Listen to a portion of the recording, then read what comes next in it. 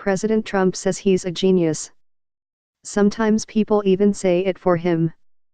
"You're an effing genius," someone wrote to him on Twitter in 2013. "IQ tests confirm," Trump replied. In fact, he wrote this weekend, his lifetime of success in business, TV, and politics would qualify as not smart, but genius. And a very stable genius at that. He has been somewhat less enthusiastic about providing evidence of his intelligence. Trump has repeatedly challenged people to IQ tests, but when someone once asked him to prove his own score, he simply replied, "The highest, a-hole." The Washington Post asked the White House whether it would share his IQ test results on Sunday, if there are any, but got no immediate reply. So be it, there's no law that a president has to document his intelligence. But if Trump doesn't, he should know that someone might come along and try to measure it for him.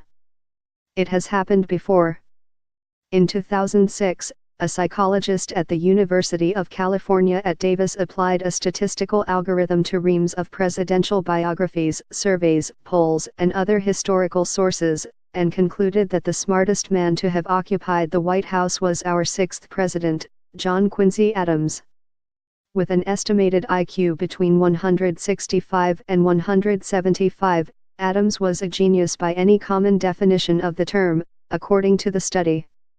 By comparison, most people score about 100.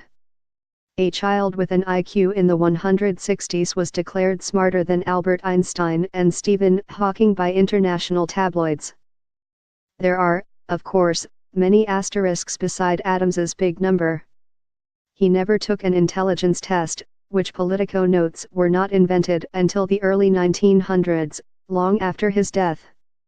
And the definition and meaning of an IQ has evolved even since then. A brief history of Trump challenging people to IQ tests.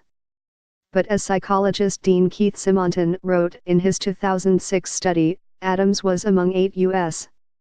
presidents declared geniuses in a 1926 study by an early intelligence researcher named Catherine Cox.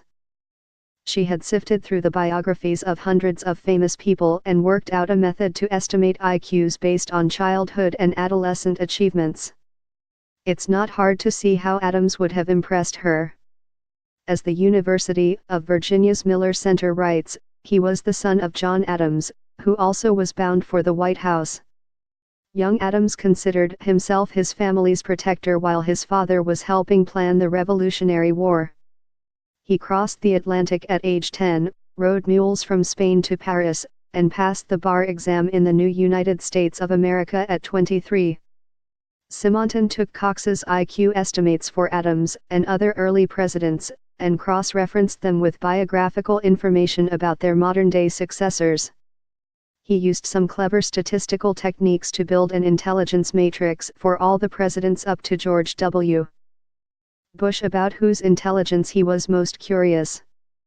The psychologist claimed that his method was nonpartisan and extremely accurate, and the journal Political Psychology deemed it robust enough to publish in 2006. Jefferson Davis, the Confederacy's first, worst and only president.